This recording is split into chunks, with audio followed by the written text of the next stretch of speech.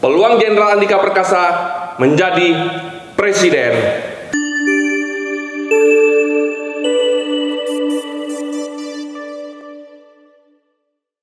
Teman-teman Citra Indonesia, kami jamin Anda menang. Pak Yanto, apa kabarnya Pak Yanto? Baik. Pak Yanto, kalau seandainya seorang Jenderal Andika Perkasa mencalonkan menjadi presiden di 2024, menurut Pak Yanto seperti apa gitu Pak? Ya, setiap yang namanya jenderal itu untuk jadi presiden, kita lihat di beberapa tahun terakhir itu tergantung dengan momentumnya, Mas Yuki. Ada beberapa jenderal yang menurut kita keren-keren, ternyata momentumnya nggak dapat.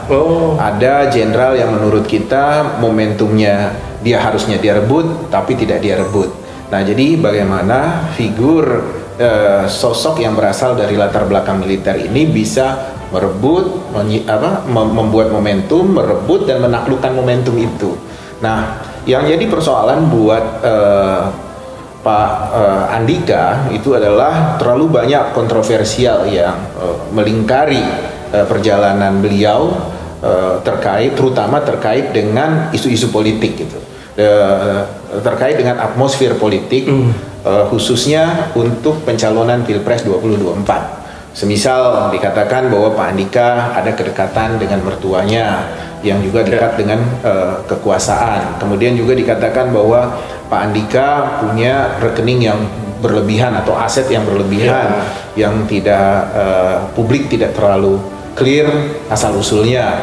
Nah, bagi saya itu adalah tantangan buat Pak Andika untuk mengklarifikasi ini semua, bahkan kalau perlu menjadikannya sebuah meniti di atas gelombang itu gitu. Bagaimana serangan-serangan pada beliau itu justru menjadi hal-hal yang bisa mengangkat dan membuat orang-orang menjadi lebih positif melihat Pak Andika. Nah, ini kan harus punya trik dan strategi khusus agar segala serangan-serangan politik pada kita justru kita mendapat keuntungan politik dari itu, Mas Yuki. Nah, kalau Pak Andika, saya pikir untuk 2024 dengan jabatan beliau hari ini adalah sebagai Panglima TNI, saya pikir 2024 itu bisa menjadi momentum buat beliau untuk mentas menjadi pemimpin nasional kita. Nah, tinggal apakah Pak Andika berniat serius, fokus, dan tidak merasa risih, menganggap ini adalah sebagai bagian dari hal yang bersifat alamiah gitu ya, sangat natural bahwa ini adalah momentum beliau. Nah, mungkin jelas ketika beliau misalnya ada gelagat melakukan pencalonan untuk kepemimpinan nasional, tentu kontroversi pro dan kontra itu akan muncul, dan mungkin juga akan banyak yang melontarkan nada-nada negatif karena luka atau trauma politik Indonesia di bawah kepemimpinan Soeharto itu masih membekas sampai sekarang, yang sifatnya pada zaman Orde Baru di bawah Soeharto itu kita mengalami tekanan-tekanan atau tindakan-tindakan represif yang sifatnya sangat militeristik. Nah, jadi kalau ada unsur-unsur militer, orang agak trauma di situ.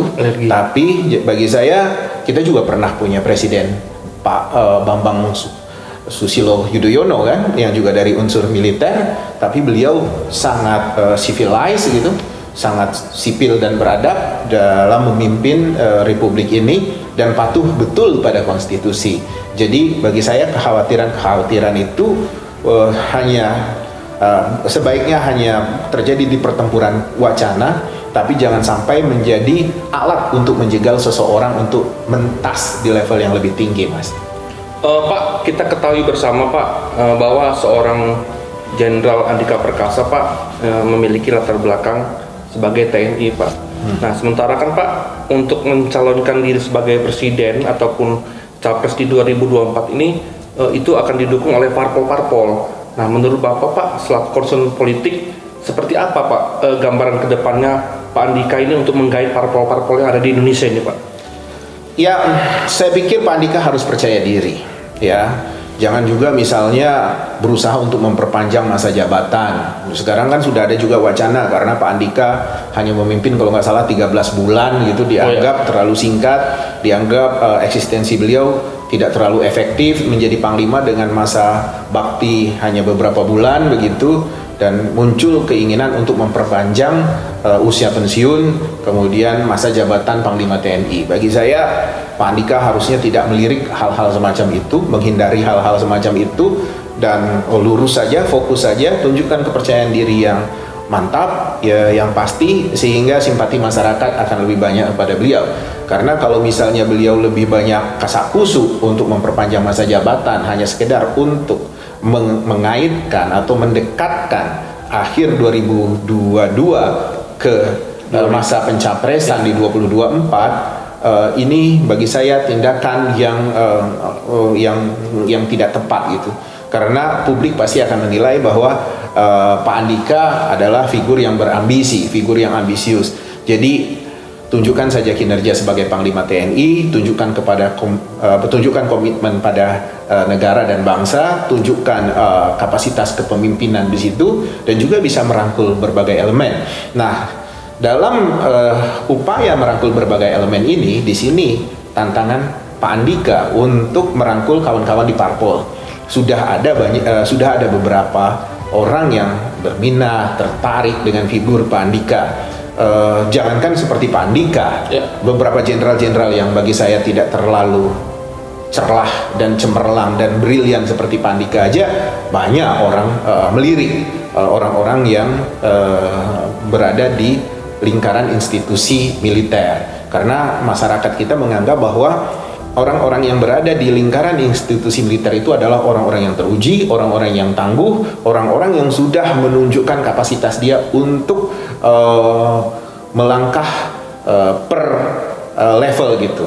Tadinya jabatannya ini, naik lagi ini, naik lagi ini, naik lagi ini, dan itu teruji. Sehingga masyarakat kita terlepas dari trauma Orde Baru melihat bahwa figur yang berasal dari militer itu bisa diharapkan untuk menjadi pemimpin nasional. Nah, saya harapkan agar Pak Andika menyadari ini, dan saya rasa beliau pasti menyadari. Nah, yang berbahaya adalah apabila beliau melirik atau merangkul atau dirangkul oleh parpol-parpol yang tidak punya kekuatan politik, yang kapasitasnya hanya rame-rame, tapi sebenarnya belum membuktikan apapun, dan menimbulkan kontroversi, membuat posisi Pak Andika bukannya malah naik, tapi justru menjadi bahan cercaan, bahan kontroversi, sehingga orang lebih menggali hal-hal negatif dari diri Pak Andika.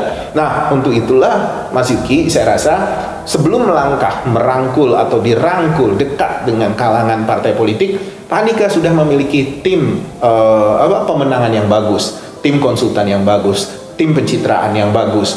Dan saya lihat, saya nggak tahu, saya belum tahu betul Pak Andika sudah memiliki tim yang kompeten untuk menangani hal ini atau tidak.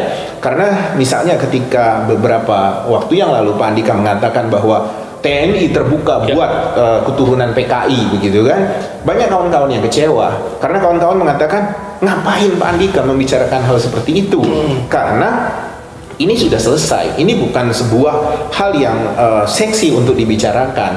Banyaklah kawan-kawan yang menyesali statement itu. Kalau saya pribadi sih, statement itu kalau ingin dilontarkan nggak masalah juga, tapi kita harus siap mengantisipasi serangan-serangan itu, karena bukan apa-apa wacana isu tentang komunisme di Indonesia itu secara politik itu memang sure untuk dibahas dan dia seksi untuk diperdebatkan, tapi kalau kita tidak siap, kita bisa dalam tanda petik dibantai rame-rame oleh publik, sehingga seolah-olah kita membela pihak-pihak yang keliru begitu. Nah, jadi Mas Yuki, bagaimana Pak Andika merangkul atau dirangkul parpol harus cermat dan berhati-hati, dan saya rasa lingkaran-lingkaran teman-teman, keluarga Pak Andika, saya rasa cermatlah melihat fenomena dan dinamika apa yang terjadi di partai-partai politik Indonesia, dan mudah-mudahan langkah-langkah itu akan bisa tepat dan bisa membawa nilai value Pak Andika secara figur untuk mengambil kepemimpinan nasional itu bisa untuk dipertarungkan dan menarik simpati orang, baik publik maupun dari kalangan partai politik. Pak, kita lihat Pak, di beberapa daerah ini Pak, sekarang sudah ramai Pak, baliho-baliho yang mengada gambar seorang Jenderal Andika Perkasa Pak, keterkaitan dengan pencapresan di 2024 ini Pak. Apakah ini untuk menaikkan elektabilitas? Apakah ini hanya sekedar cek ombak gitu Pak? Sementara yang ada di situ yang mendukung adalah partainya anak muda gitu Pak. Menurut Bapak seperti apa gitu Pak? Ya, ada fenomena yang menarik di beberapa waktu terakhir di Indonesia itu. Beberapa terakhir waktu di Indonesia ini, Mas Yuki, terkait pencalonan presiden gitu ya. Dulu biasanya itu figurnya, kandidat itu, calon itu yang aktif, proaktif, berinisiatif mendekati parpol. Nah sekarang ini ada fenomena bagaimana parpol mendekati figur. Bahkan sowan saja belum, ketemu saja belum, itu sudah diusung, sudah dikerek, kemudian mengeluarkan statement, spanduk di mana-mana bahwa parpol A mendukung figur B. Nah ini harus berhati-hati, tapi tentu orang seperti Pak Andika atau misalnya kandidat-kandidat yang lain, ketika mereka mendapat ruang dukungan seperti ini oleh parpol tertentu, nggak mungkin juga mereka mengatakan, oh enggak, saya belum ada komunikasi, oh enggak, itu inisiatif kawan-kawan di parpol A, menunjukkan bahwa ada disconnect atau tidak ada komunikasi di antara mereka. Itu juga tidak bagus buat kandidat ini untuk membantah ya. Tapi ini tidak boleh dibiarkan, karena itu akan menumbuhkan sebuah image ya, sebuah citra bahwa oh Pak Andika didukung oleh partai A, oh Pak Andika didukung oleh partai B, yang belum tentu partai A dan partai B memiliki ideologi yang sama, maksudnya perjuangan yang sama, perspektif yang sama, kemudian memiliki catatan-catatan yang komitmen-komitmen yang sama untuk melihat Indonesia ke depan. Nah, saya rasa kalaupun kandidat-kandidat seperti Pak Andika sudah didukung oleh parpol A, parpol B, boleh dibiarkan, tapi juga harus mempersiapkan diri, mengantisipasi bagaimana kalau bola ini menggelinding dan arahnya menjadi negatif, kandidat-kandidat seperti Pak Andika bisa meresponnya sehingga gelindingan ini bisa mengangkat, leverage beliau menjadi hal-hal yang dilihat publik itu menjadi positif. Jadi tidak hanya gampang dibiarkan, nggak apa-apa itu inisiatif kawan-kawan, lumayan juga popularitas saya bisa naik atau menjadi wacana ya buat lucu-lucuan. Itu bagi saya keliru, karena dukungan parpol ketika dia statement, apalagi dia pasang spanduk, apalagi ketua umumnya misalnya melakukan konferensi pers, itu bukan lucu-lucuan. Ini beresiko buat kandidat itu, karena partai A, partai B sudah memiliki image sendiri, kemudian dikaitkan dengan kandidat yang mungkin masih putih bersih, itu bisa terkontaminasi seperti itu. Enak kalau kontaminasinya membuat lebih mengkilat, lebih cemerlang. Kalau kontaminasinya lebih buram, silakan kita begitu digosok lebih kusam lagi, digosok lebih kusam lagi. Ini bagi saya beresiko, Mas Yuki. Pak, ada sedikit menarik Pak dari yang Bapak sampaikan tadi Pak. Kalau seandainya seorang ini dielus-elus oleh salah satu parpol gitu Pak, saya melihat dengan jelas Pak, ada banner yang bertuliskan bahwa Pak Andika Perkasa itu pengganti sosok seorang Jokowi Pak. Nah ini kata Bapak sampaikan tadi, kalaupun memang Pak Jokowi tidak merestui ataupun gimana kan sangat bahaya gitu Pak. Nah menurut Bapak selaku konsultan politik seperti apa Pak gambar ini Pak?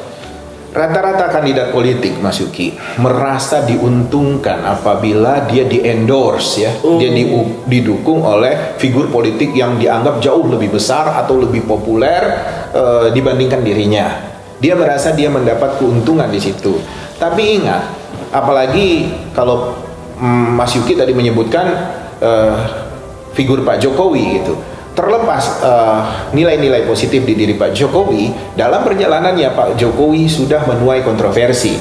Ada yang mendukung, ada yang menentang, ada yang bahagia dengan Pak Jokowi, ada yang sangat tidak bahagia, ada yang betul-betul menginginkan Pak Jokowi segera lengser gitu. Dan kontroversi-kontroversi ini tidak menguntungkan buat kandidat siapapun itu, karena begitu kau merasa didukung oleh sebuah figur politik yang menurutmu populer, kau juga selain keuntungan, kau juga akan memanen hal negatif yang melekat pada diri figur politik itu juga. Jadi satu paket. Jadi jangan melihat misalnya tokoh A punya sisi positif yang wah luar biasa, dan wah dan luar biasa itu melekat pada diri kita ketika dia mendukung kita. Tidak juga. Hal-hal negatif, hal-hal yang tidak diinginkan atau tidak diperkenankan oleh publik itu juga akan dilimpahkan pada diri kita. Jadi jangan sampai kita menunggangi figur-figur yang sudah bermain pada gelanggang politik di masa lalu atau di masa-masa yang menurut kita itu akan selesai, karena besok orang menginginkan sesuatu yang fresh, sesuatu yang bisa memberikan jawaban yang berbeda dibandingkan persoalan-persoalan atau isu-isu kemarin. Jadi jangan terlalu berbahagia dengan dukungan-dukungan tokoh A, tokoh B, tokoh C. Harus betul-betul cermat, sebagaimana ketika saya bicara, jangan juga kita bahagia kita ada parpol A, parpol B mendukung kita. Begitu Mas. Pak, untuk seorang Jenderal Andika Perkasa, Pak, menurut Pak Yanto selaku pengamat politik, Pak, apa saja Pak yang harus di langkah-langkah awal untuk pencapresan di 2024 ini, Pak, dari segi pemetaan, dari segi dukungan yang harus disiapkan oleh seorang Jenderal Andika Perkasa gitu, Pak? Ya jelas Pak Andika harus memiliki tim konsultan yang tangguh, tim strategi politik yang tangguh, tim pencitraan yang tangguh, tim yang memiliki visi melihat Indonesia ke depan, baik dari segi wacana, konten, argumen, dan segala macam. Itu harus dimiliki oleh Pak Andika. Saya yakin bahwa ini sudah dipikirkan oleh Pak Andika dan kawan-kawannya atau keluarganya. Cuma mungkin masih maju mundur gitu ya, tarik ulur, timbang sana, timbang sini. Bagi saya itu alamiah, tapi jangan sampai terlalu lama, karena kandidat-kandidat lain juga mempersiapkan hal semacam ini. Nah, saya hanya ingin menekankan bahwa selain persoalan-persoalan itu yang harus diselesaikan, saya hanya mau mengatakan bahwa Pak Andika memiliki peluang yang sangat besar untuk menjadi pemimpin nasional kita ke depan. Terlepas hari ini Pak Andika belum didukung oleh partai politik apapun, karena besok yang mentas itu harus mendapat tiket dari partai politik yang memenuhi presidensial threshold. Tapi bagi saya, kekuatan Pak Andika lebih dari cukup untuk merangkul itu. Tinggal bagaimana tim yang kuat untuk bisa membopong atau mengusung Pak Andika, sehingga langkah-langkah yang dilakukan itu makin produktif, semakin produktif, bukan langkah-langkah yang begitu melakukan testing the water malah menjadi bumerang. Jadi lakukan tindakan-tindakan itu betul-betul terencana, dan saya rasa itu dipahami oleh orang-orang di sekeliling Pak Andika. Pak, untuk teman-teman Citra Indonesia, Pak, satu kata Pak buat Jenderal Andika Perkasa, Pak, selaku konsultan politik, satu kata buat Jenderal Andika, Pak, dari Pak Yanto, Pak. Keren. Teman-teman Citra Indonesia, demikianlah pembahasan kali ini terkait dengan Jenderal Andika Perkasa mencalonkan presiden di 2024. Jangan lupa tetap pantengin di channel Citra Indonesia, like, comment, and share.